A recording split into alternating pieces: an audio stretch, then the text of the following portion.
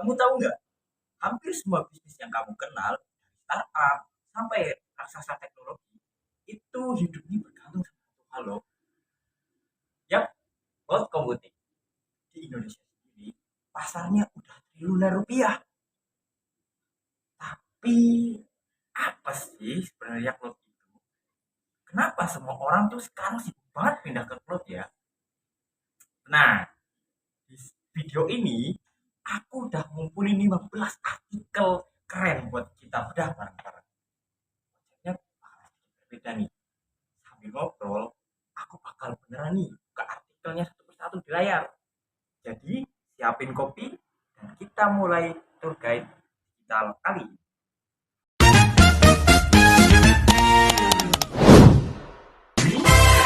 Pertama, dari NIST, The Definition of Cloud Computing, tahun 2011.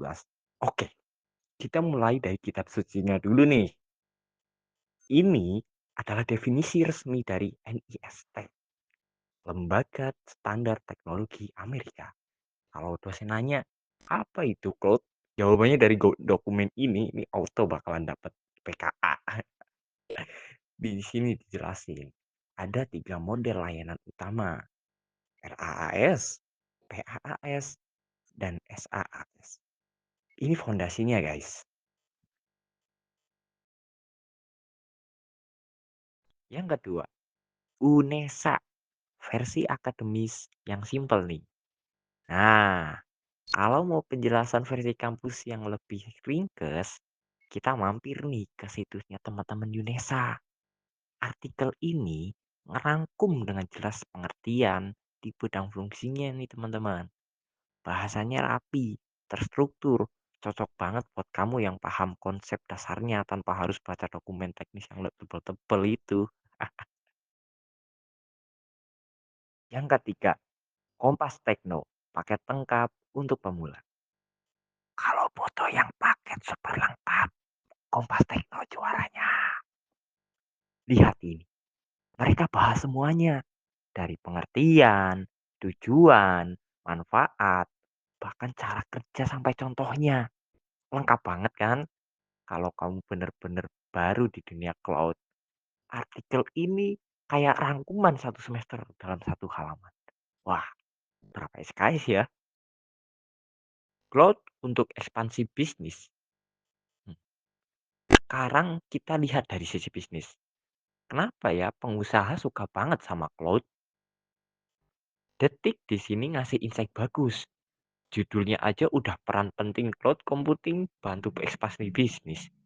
Jadi, cloud itu bukan cuma soal simpen data, tapi soal gimana bikin bisnis lebih lincah dan bisa tumbuh cepat tanpa harus pusing beli server fisik.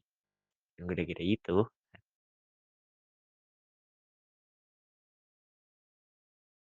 Nah, kelima nih. Let's target public versus private cloud. Oke, cloud itu ada tipe-tipenya. Kita buka tes target buat lihat perbedaannya yuk. Nah, ini perbandingan klasiknya. Publik versus privat. Kayak nunggang ekonomi sama eksklusif itu ya. Anggap aja public cloud itu kayak tinggal di apartemen. Fasilitasnya bareng-bareng. Kalau private cloud itu kayak punya rumah sendiri. Eksklusif, masing-masing ada plus minusnya. Tapi tergantung kebutuhan juga sih. Yang keenam, AWS. Tanggung jawab bersama. Soal keamanan, ini penting banget. Kita lihat langsung dari ahlinya. AWS. AWS punya konsep shared responsibility model. Intinya, keamanan cloud itu tanggung jawab bersama. AWS jagain awannya, tapi kita sebagai pengguna juga wajib jagain data kita. Jadi, jangan salahin awannya kalau passwordmu masih 12345. Yang ketujuh, Microsoft Learn. Belajar dasar tanpa pusing. Mau belajar teknisnya tapi takut pusing? Coba mampir ke Microsoft Learn. Ini platform belajar resmi dari Microsoft nih. Penjelasannya simple, to the point, dan ada modul-modulnya tuh. Cocok banget buat pemula yang pengen ngerti cara kerja cloud dari salah satu pemain terbesarnya. Istilahnya kayak sepuh-sepuh gitu.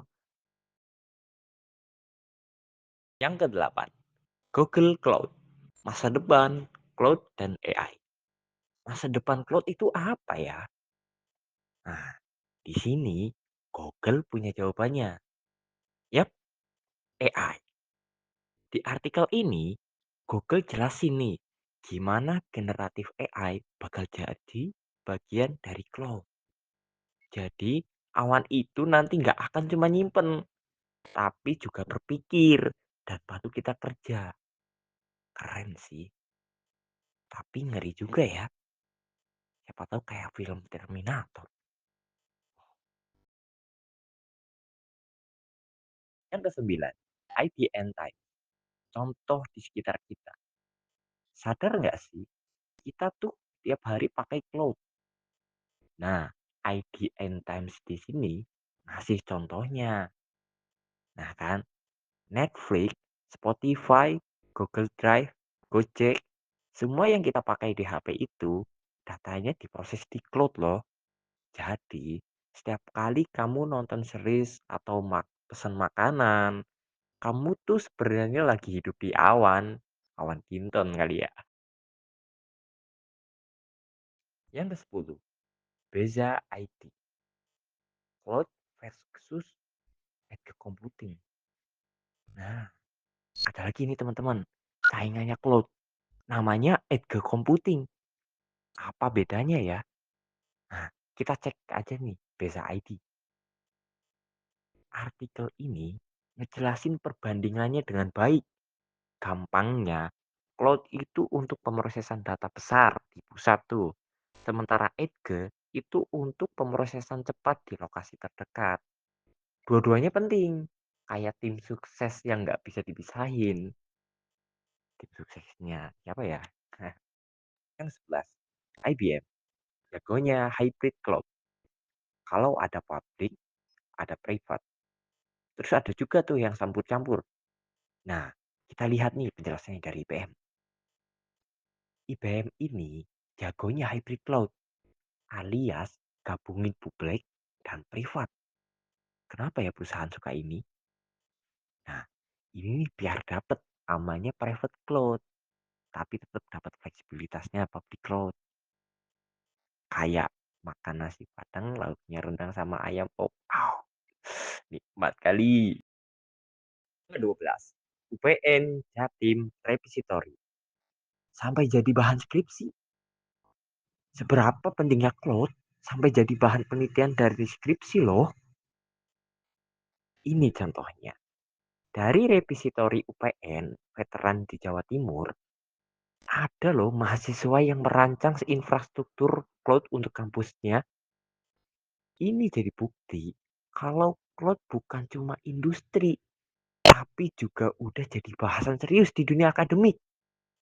Boleh nih teman-teman besok kalau skripsi. Ahai. Yang ke-13, Kominfo, kebijakan pemerintah. Wah, udah mulai serius aja nih. Gimana nih sikap pemerintah Indonesia soal cloud? Kita cek langsung aja yuk ke Kominfo. Ini siaran pers resmi. Pemerintah ternyata serius banget mendorong adopsi cloud. Bahkan punya 3 langkah strategis. Artinya, cloud ini bukan cuma tren, tapi udah jadi bagian dari arah kebijakan digital nasional. Wah, ini teman-teman prospeknya bagus banget nih. Batch radar, hemat biaya atau boros. Katanya cloud bikin hebat. Bener nggak sih? Batch radar punya jawabannya. Artikel ini ngasih 10 alasan kenapa bisnis harus pindah ke cloud. Salah satu poin utamanya adalah efisiensi biaya, bukan efisiensi anggaran yang konono. Kamu nggak perlu beli server mahal. Tapi ingat, kalau konfigurasinya salah, bisa jadi boros juga. Jadi, Hemat itu soal strategi, teman-teman. Yang ke-15, Deloitte, ramalan masa depan. Terakhir, kita intip ramalan masa depan dari salah satu konsultan terbesar di dunia, Deloitte. Nggak cuma ramalan cuaca aja. Setiap tahun, mereka rilis nih tech trend dan bisa ditebak. Cloud selalu jadi pusatnya, mulai dari AI, keamanan cyber, sampai modernisasi bisnis. Semuanya berputar di atas fondasi cloud. Ini nunjukin kalau awan ini bakal jadi rumah digital kita di masa depan. Wah, bayangin kita pindah ke awan. Keren sih. Nah, itu dia tour singkat kita membedah 15 artikel soal cloud computing. Dari definisi teknis, manfaat bisnis, sampai kebijakan pemerintah loh. Intinya, cloud itu bukan lagi sekedar tempat nyimpan file, tapi udah jadi tulang punggung dunia digital kita. Jadi, kalau laptop atau HP-mu penuh, mungkin udah waktunya pindah ke awan, bukan ke perasaan. Ya, Cloud supports compliance with over 40 global standards, regulations, and certifications. And the commitment to constantly test, optimize, and improve systems makes it a leader in data center security. Now, how do we get out of here?